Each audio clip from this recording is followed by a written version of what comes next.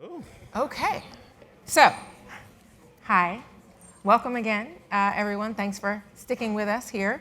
I, again, am Erin Haynes. I'm editor-at-large for the 19th, and we are now going to shift our conversation to journalism as a driver for civic engagement. And today I am joined in conversation with, to my far left, Tim Lambert, who is Special Projects Editor at WITF radio station. Welcome, Tim. Thank you. And Sean Mooring, who is Program Director for the Lenfest Institute. And so I guess I want to start by just having both of you kind of share how you are working in your respective roles to use journalism as a driver for civic engagement. Tim, I'll start with you and then I'll come into Sean. Great, now I get to start. So I think we've been focusing a lot on civic engagement and voter engagement when it comes to the election. That's sort of been the main focus for us since the 2020 election never really has ended in Pennsylvania. We want to make sure that we are finding out what voters want to hear. Candidates can set the agenda, social media and all the noise you hear and read can set the agenda, but what do voters really want? They could parrot back talking points that they hear, but deep down when you ask them the questions about what matters for their community, that's something that we really wanted to dig into with the election coming up in November. Yeah, and I mean, we just had the previous conversation that I was having was really about shifting and establishing a new power dynamic. How do you feel like the journalism that you're doing, really centering voters in the way that you're talking about? How is that shifting that power dynamic for the journalism that you're doing? I think it's inspiring for a journalist because it's a different approach, and they get to talk to real people, and they get to find out what matters to people, and have the questions about the communities they live in, about what issues matter to the people that they are covering each and every day. So I think that's been inspiring for them. And I think for, for example, one of our journalists covers Latino communities, and an issue that he has heard repeatedly has been about IDs for people who aren't here legally. And that's an issue that is never going to be discussed. But this is something that within the Latino community in Berks County and Allentown and places like that, that it's really a point of discussion that we really need to talk about this more. So I think it's giving voters a chance to feel more involved in the process of elections instead of just being like, my vote doesn't matter. Yeah. Like my voice is being heard by somebody at this point. Yeah, and it's giving them agency as opposed to us as a journalism class kind of dictating to them what the issues are. Yeah, we're not on high deciding this issue. So I'm going to ask you about this issue because I think it's newsworthy. It doesn't matter what I think. Well, Sean, I want to give you a chance to toot your horn because I know that you are a part of an exciting new initiative that I hope you are about to discuss with our audience. Yeah, so we at Lenfest just launched Every Voice, Every Vote. Sean talked about it a little bit earlier today, and this is a new initiative that we launched that will provide. We're putting $1.5 million out with $1 million going to media organizations, $500,000 to community partners to really look at how we can engage the community and get folks more civically engaged around this upcoming election, given that it is particularly so pivotal as we have a mayor election as well as city council, and really not in several decades have we had this much of a power structure up for election. And one of the things that we really are seeking to do with this initiative is to make sure that it is citizens' voice that is leading the charge for this, that we're reaching beyond kind of the usual suspects, and how can we ensure that communities that typically haven't been able to lift their voice to identify issues, to ensure that they feel as though and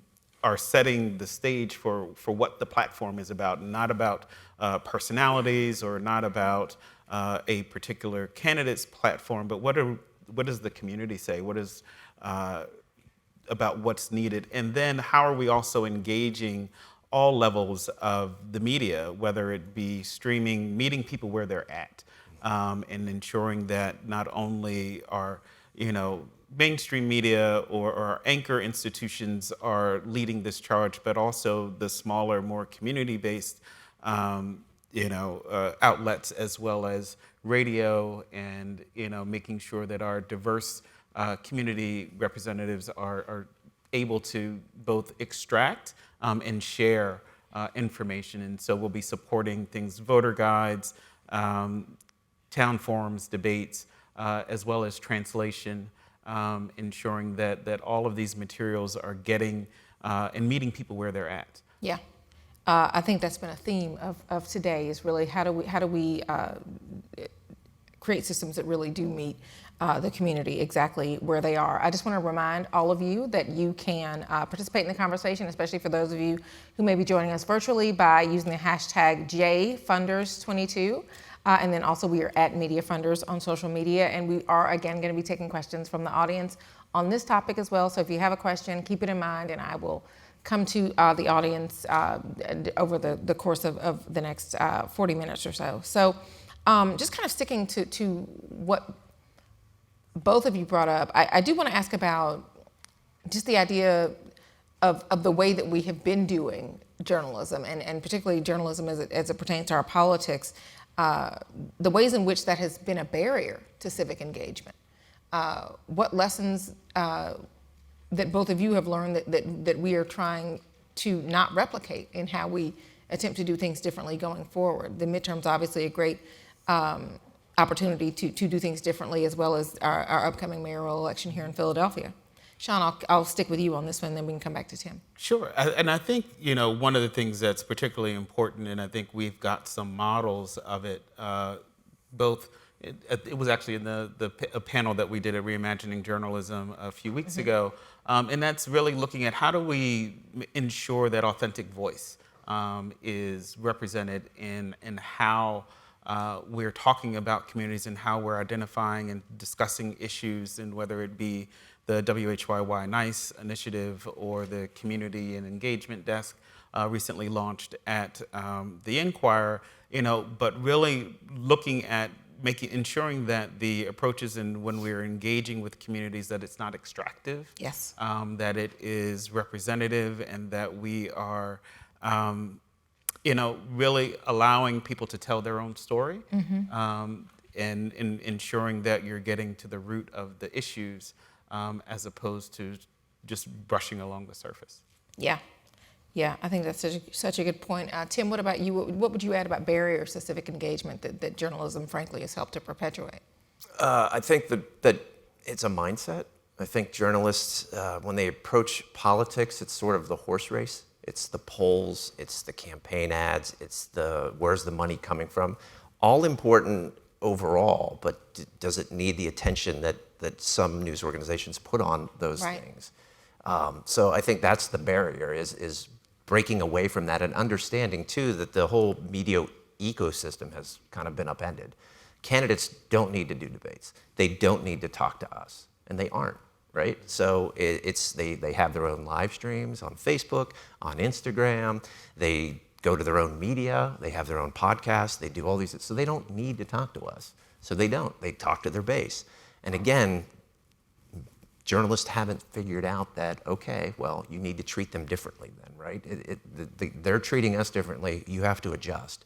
And I think going to voters and having that civic engagement part of it, and hearing from voters who aren't being talked to, who aren't being addressed because everything's sort of siloed now. You've had this loss of local news organizations too, that has kind of stripped away the coverage that they normally would get about their community. So I think there's a lot of things that play into it, but really the central part is trying to get voters to understand that they drive this process, right? Yes. That's democracy. And I think a lot of them have been disillusioned by sort of being left behind. Yeah, absolutely. I mean, kind of restoring the feeling that democracy is something that they are a part of, as opposed to something that is happening to them. Right, is where we should try to go. Well, Tim, you brought up something else that I think I would love to hear you elaborate on, because it's certainly something that we think about a lot at the 19th, and that is just the idea of who even gets to be a voter, who gets to be a participant in this democracy. Being in a state like Pennsylvania and a city like Philadelphia, I think about this a lot. Who we talk about when we even talk about a blue collar worker, or an educated voter, or a faith voter, or a Midwesterner or a Southerner, all these terms that we kind of put on the mythic, voter that we have in Diner our vote, mind. right? Exactly. Diners, we have to go to a diner. All of the above, right? Isn't part of civic engagement to be reflecting the electorate that is actually out there, which is not really something that we do enough. And again, that's why I love the every voice, every vote model, because we are really talking about an electorate that is more inclusive and more reflective of who and where we are as a country, right? Yeah, absolutely. And I think that's part of the whole process of trying to change how we cover things, and giving voters a voice and finding them, because they are on different platforms now. Like the public media audience is, you pretty much through research know who's listening. And that's not always who we want to reach. They hear what we say. We want to reach people whose voices aren't heard. So that comes through reporters just getting out there and sitting in a coffee shop and letting people know, or going to a community event, going to a bookstore, going to where people are and meeting them where they are, and meeting them on platforms that they use, and not just the traditional media. So, you have to kind of break through that whole, like, we're going to have a Midwestern voter, and we're going to, I saw 10 campaign signs. Like, that doesn't mean anything. What do the people who have those campaign signs think? Right.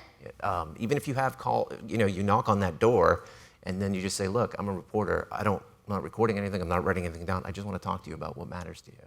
And if this conversation goes well and you trust me, then I'll come back and we can have something on the record, perhaps. I mean, it's this sort of like, you have to build trust. Relationships. Yeah, Being and those relationships are frayed right now, I think, with media and some people. I mean, some people have never met a journalist. They just think, we all get together at 9 o'clock on a national call and figure out how to cover things. And that's obviously not how it works. And I think that's one of the things that's most exciting about this new initiative that we're doing is it's also recognizing that it's not just the Inquirer, it's not just even the Tribune, but that there are small, niche media institutions that have those established relationships, that have access to and will be able to. They are a trusted broker in those communities and can both impart information that is trusted and not partisan, and really just making sure that you're informing the base and letting them know both that they have a vital role to play, not only in going out and activating and voting for their best interests, but then also in accountability. That there is a role for communities in ensuring that politicians who come into their communities and talk about what they'll do actually follow through, and that there is a role for media and community to document and to hold folks accountable to those promises. Yeah, I mean, and I think part of what you were starting to say too. I mean, this is the value of really having a journalism ecosystem that looks like the electorate, right? Correct. That's why it matters to have, and especially in terms of the trust building that we've also been talking a lot about today. Like you said, those messengers, but also really in capturing a lot of those voices that really expand who and what we think of when we think about the electorate, right? Absolutely, yeah, and it's also making sure that all voices count, and that there are people who understand and realize. We've had quite a few. We actually had a tremendous turnout. We had opened up the letters of intent and received 80 applications across the two areas, and from several applicants talking about that they're incarcerated, people who are incarcerated who have the right to vote that don't know about it, and how can they educate them on what that looks like, and ensuring that there are communities in our Vietnamese, Korean, that have these barriers that just don't get exposed to. The politicians don't come out and visit, but how do they ensure that their voices are heard? And so ensuring that we're putting resources in those communities to ensure that they can do that outreach and really get people excited about it. We had a panel last night of 34 and under. We did a series of focus groups as we're trying to understand what folks see the issues as being. Yes. And part of what that group said was that because it's not talked about, it's not showing up in the media that they consume, that, but there's a thirst for it. Yeah. They want to hear it. They want to understand what the issues are, and they want to make sure that they're able to lift it up beyond the surface. Yeah, and not just listen, but to engage, with those absolutely. issues, right? And for that engagement to then translate potentially into action, whether that is voting or some other form. Well, we've already kind of covered a lot of ground here, so I want to take a second to come to questions if we have any. Yes. Hi. Thank you guys so much. I have a question about more rural areas. Obviously, in more urban environments, there's more local news resources in general, other civic engagement options, opportunities. But when you have a smaller population, local news has been decimated, like in a lot of the communities Nancy was talking about this morning, right? Do you guys have thoughts on ways to drive civic engagement in smaller, more rural communities? Tim, do you want to? I will talk about this as well, but yes. That's a great question and great point. I think when we talk about local journalism or these community anchors that there have been in a community like Chambersburg, Pennsylvania, had the Chambersburg Public Opinion. Used to be a robust newspaper. It has 1 or 2 reporters now. I worked in Gettysburg for a number of years, and I would go to a school board meeting, and there'd be 7 or 8 different media organizations covering a school board meeting. Mm-hmm. Now there's maybe 1. Yeah. That's a significant difference. It is. So, and then you have a generation that has grown up without a local news organization, so they just get their news where they get their news. So they don't have that sort of like, I grew up outside of Pittsburgh with the Pittsburgh Post-Gazette or the Pittsburgh Press before it went away. So that was like the anchor news for me. Yeah. So things are completely different. So I think for us, one of the things we have done is we've tried to get out in rural areas with events. We have something called News and Brews that we get together at one of the more popular places in a particular town, and we invite people to come, and we try to have open discussions about, whether it's how to talk to your neighbor about politics, or how to understand how journalism works, like build trust. So there's a lot of different ways that we do that. We're not a very big organization, so it's hard to really get out into the 17, 19 counties we cover.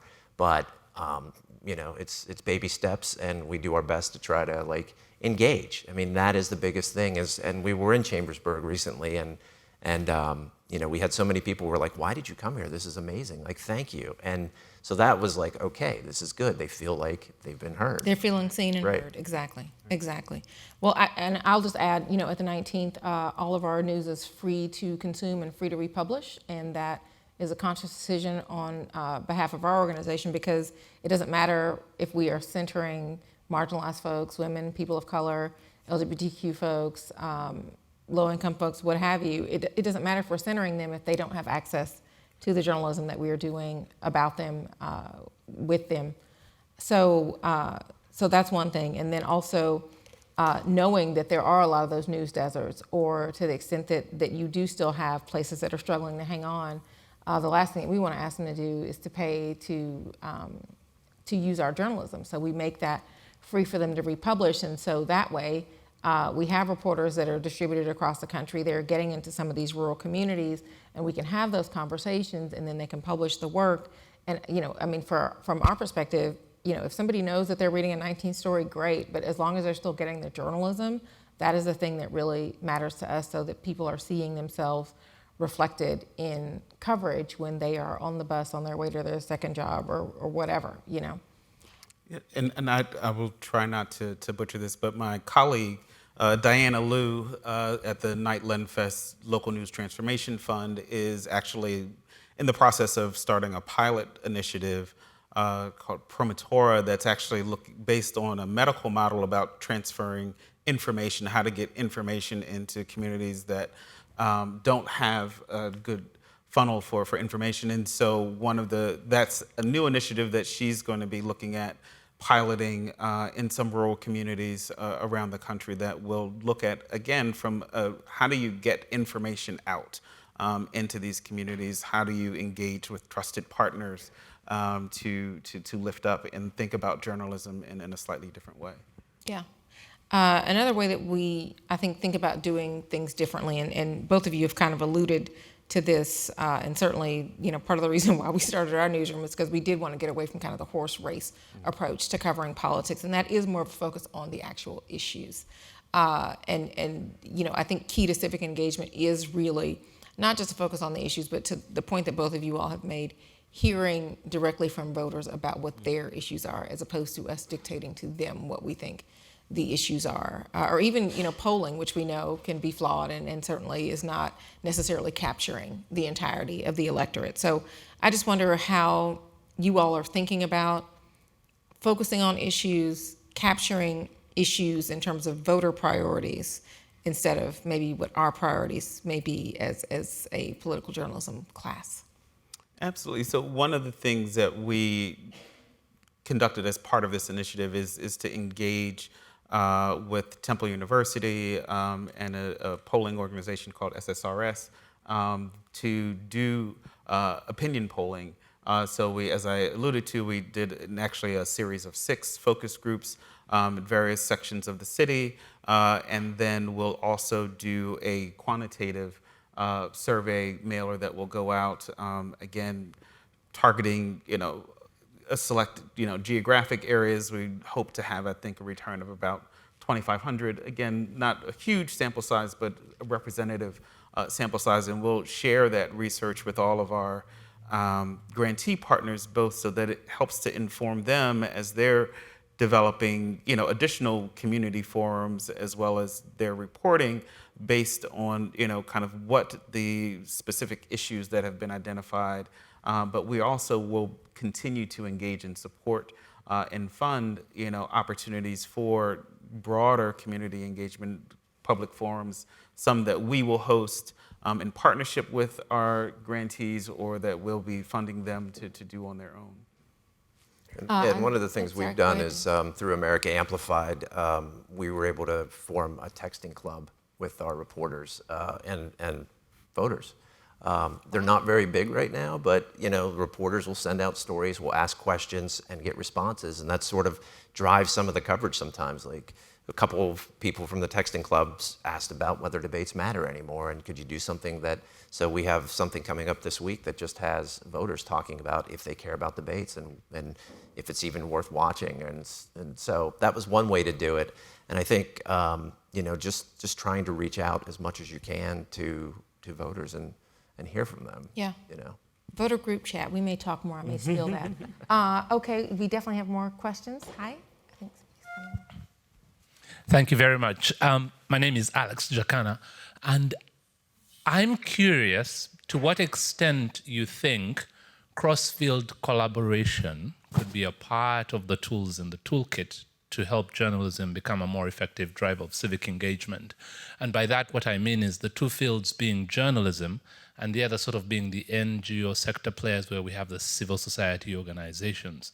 They tend to have deeper access, higher levels of trust in communities on the ground. And I wonder if cross-field collaboration between journalism could help bridge some of those gaps, address some of those deficits. And so that's one. And then just to plug that, Montclair State University have done a good piece of research on this. So anyone who's interested, you just Google cross-field collaboration Montclair and it will probably pop up. So curious to hear your thoughts on that.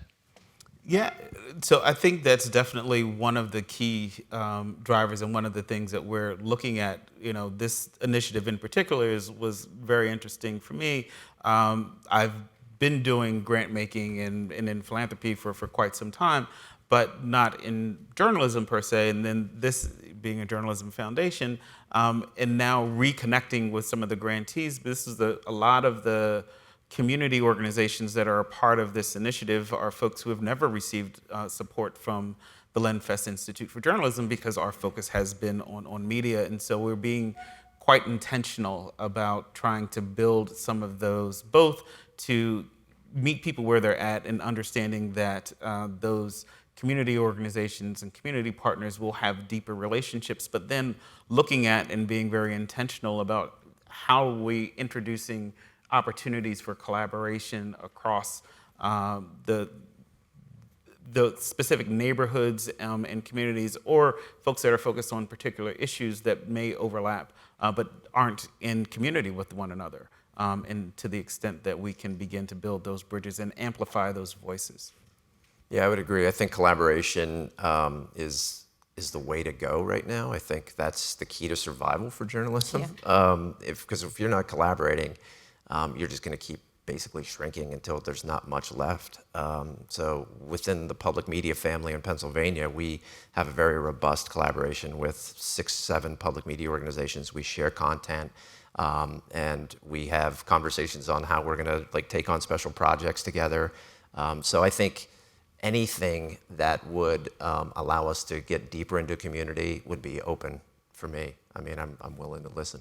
Yeah, and the only thing I'd add to that is, I guess to Sean's point, a lot of times those collaborations can provide entree into places and spaces where we may not otherwise have been able to reach some folks. So even just if we are in a newsletter, from an organization that maybe would not have otherwise found out about the 19th, that can be helpful because if that organization is sharing our content, that says to their audience, hey, this is somebody that you should listen to, somebody that you can trust. So that has been helpful for us. I saw some more hands going up, so when I keep going with the questions from you guys.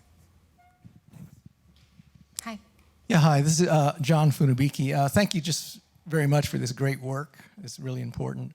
I'm really curious about what happens when the civic engagement, civic participation initiative intersects with the growing mistrust in elections. And so what happens when you encounter election deniers? How do you plan for it? What kind of impact might it have?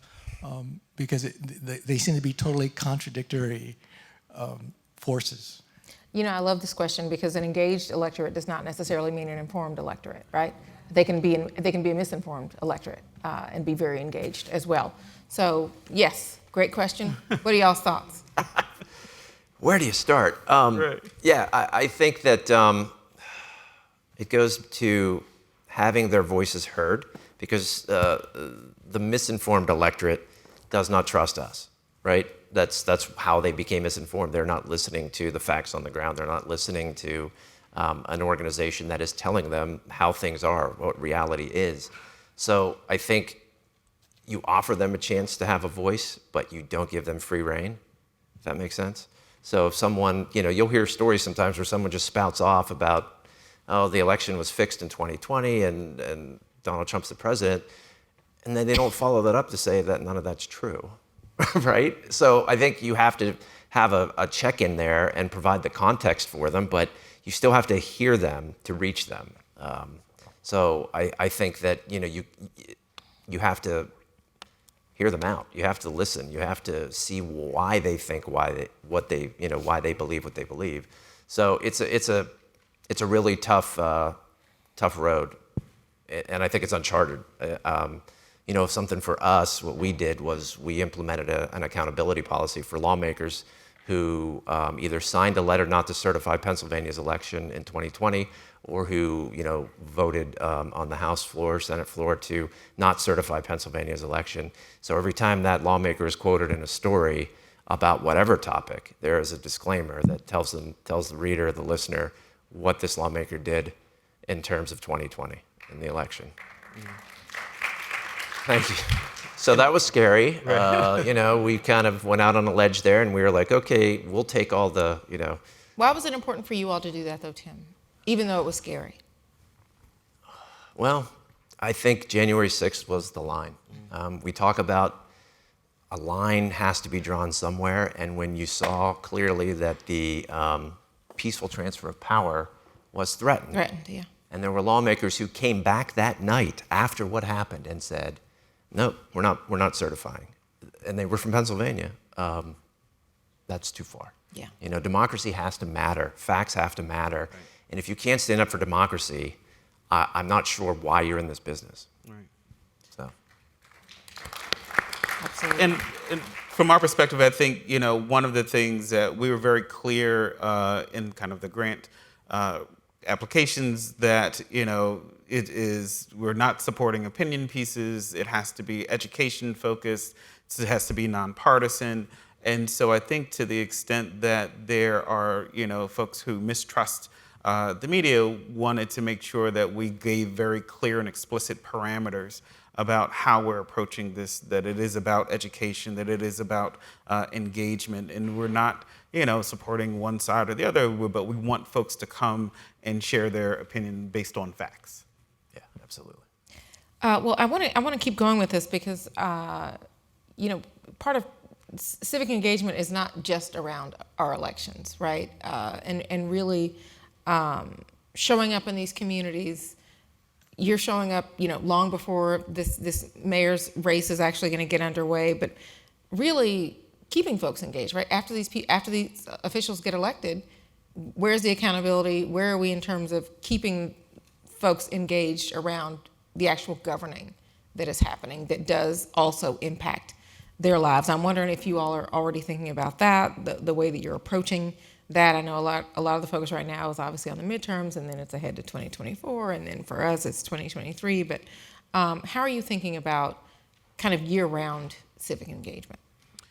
Yeah, I think that is definitely something that is in the forefront of our mind. That part of what this initiative is doing is hopefully kind of shaking the table a little bit and getting folks activated. And then what do you do with folks once because I think the worst thing that could happen is that we get folks activated and engaged and then kind of go away. And they're like, well, what did we do this for, right? And they have this energy that could be translated into something absolutely. else. And so accountability is a major thing that we are thinking about.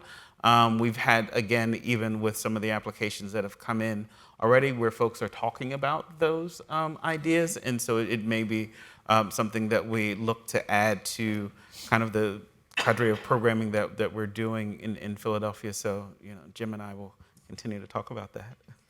And I think the engagement we're doing with voters now is going to form the basis for our coverage moving forward. We will know the issues that matter, and we can go back to those voters and see if they have any different feelings, if anything's changed, if they're seeing something positive happen. So yeah, I think this is sort of like a whole new world to to move forward with. Yeah, I think these issues are there, whether we are in an election season or not for They're not these voters, right? Yeah. And whether the roads are terrible regardless, right? Exactly, exactly, and whether they're actively voting or not, like these issues are still there. I saw some more hands go up, so I want to try to get to as many of you as we can before we have to close, because time is going fast up here. Hi. Hi, y'all. Hello. I was curious, we talked about election cycles being an easy, predictable way to talk about civic engagement as the through line for coverage. But Aaron, you alluded to the importance of civic engagement beyond elections. So I was curious, again, I'm coming from North Carolina. We've seen a lot of really aggro, white supremacy-driven civic engagement in our state. Oh, yeah. So what about other kinds of civic engagement and public meetings or participatory budgeting or even just like comment periods for major pieces of infrastructure development coming with ARPA? Thinking about what you all, I don't know, more than election cycles. Yes. Discuss. That is also something we think about. I will say at the 19th, especially from kind of an education perspective, we do a lot of explainers for people about policy that can impact them that they may or may not be aware of or may or may not be sure about how it's going to impact them. And so really trying to focus on the kind of engagement that gives people agency and makes them feel empowered, not just at the ballot box, but in other ways. And we do a lot of events. They've mostly been virtual, obviously, in the pandemic, but we're starting to do more events on the ground in different cities to directly engage with communities about the issues that they say that they care about based on our audience surveys. We go out and try to have those conversations to be in constant community with people around the things that they have told us that they want to hear from us about in coverage, and but that are also just affecting them wherever they live. Yeah, and one of the things that we're concentrating on as well is climate change. So we're part of a collaborative with smaller news organizations and communities, niche organizations, called Climate Solutions. And so we've been talking to the community about how things are changing and how they view it. And one of the things that we are discovering, and we've known for a little bit, but really kind of delving into it, is farmers are starting to plan for how their crops can grow and if they need to shift what crops they're going to grow. And looking for, like, apple farmers in Adams County and York County are looking at, different brands of apples that they can grow as the climate changes. I was just joking with someone earlier, like, I'm mowing my lawn in November in Pennsylvania. That's insane. So, this is here, and you can't wish it away. So we're trying to delve into that. So I think it's identifying some of these issues and just following through as we go post-election. Yeah, and I would definitely say that a lot of the issues that you raised, participatory budgeting, are things that we've talked about. Thinking about what does accountability look like, what is, having we've looked at the model of the documenters program that's happened in other cities around the country, and thinking about what that might look like in Philadelphia. And so in really looking at where there also may be opportunities for kind of participatory research and engagement around issues. And so again, I think all of those are very much viable, and think some areas in which we may, as we had our conference, Reimagining Journalism for Philadelphia. We have time for one more, so I think we're going to take one from down front here. Yes. Okay. I was just wondering if you could talk a little bit about the specific strategies to engage young voters, or even young people who are not quite old enough to vote as they get ready to participate. We have done some media literacy classes in elementary school and middle school, and talk about how journalism works and how to think critically when you are presented with a story. So that's one way we have tried to do it, but also we, again, like trying to engage in getting into high schools and talking to classes about journalism and about building trust and how things work. But yeah, young people for public media is kind of a blind spot for us. So we are constantly looking for ways to engage, and I think part of that is, finding them where they are, on what platforms do we need to be on to try to get their attention and to get them engaged in what we're doing.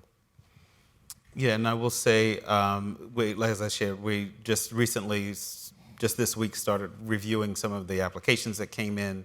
There will definitely be some engagement with our schools, where there will be, whether it be the community organizations partnering with media partners, that will be going in and doing kind of civic engagement work in schools around this issue. We've got several applications that came in addressing that. Yeah, and that is a really important part of the equation in terms of who we reflect when we reflect who is a voter, right? Whether that's around race, around gender, around age. It's funny, we're doing stories this week at the 19th on both older women voters, who are the largest block of voters in the country, and then also looking at younger voters and their habits and what they're kind of focused on headed into November. So yeah, just the more that we can help people kind of close their eyes and see all different kinds of people as voters, instead of kind of the default setting of white male, property owner, is basically where I think we all need to be trying to get to. Well, geez, time is almost up here, but I just want to ask both of you for final thoughts on just journalism and civic engagement here as we close the conversation. Tim, I will let you go first, and then Sean, you get the last word. I think civic engagement is the way to go right now. I think when you have sort of an information gap popping up in these communities, you have these small news organizations that are going away in these communities, that you're seeing the nationalization of issues that trickle down to our communities. So you're letting the cable news kind of set this agenda where they see it on TV or they hear about it online, and they run to their school board and they run to their county commissioners, they run to their library, and they look for a problem that isn't there. Mm-hmm. And that is our job, to keep our ear to the ground on that. And that can only help, happen through talking to people and understanding, like, yeah, this isn't an issue this community needs to worry about. These are the issues this community needs to worry about. Yeah, I just can't say enough how really excited I am about this initiative in particular. I joined Lenfest about 2.5 years ago. And one of the key drivers for me was the fact in looking at the interplay of media and social justice, and looking at how the critical role that media plays in both protecting democracy from an accountability and engagement standpoint, but then also really helping people to set their own narratives, that it is not something that you're just reported on and talked about, but that you can truly own and engage with from a grassroots level. Yeah. Well, I think that's a great note to end it on. Thank you both so much for this, and thank you for your Thank you. time.